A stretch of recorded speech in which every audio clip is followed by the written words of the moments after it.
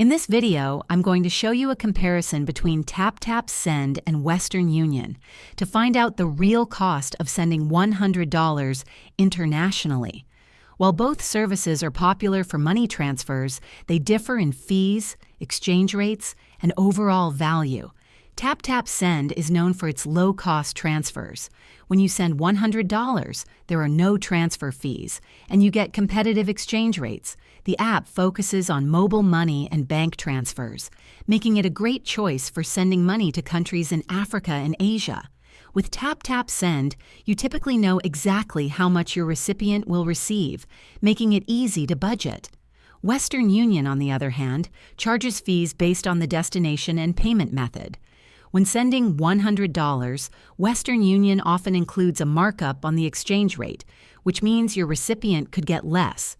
Additionally, transfer fees can vary, and you might end up paying more depending on how you fund the transfer.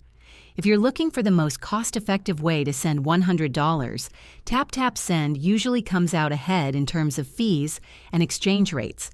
If this video helped you, please like and subscribe to the channel.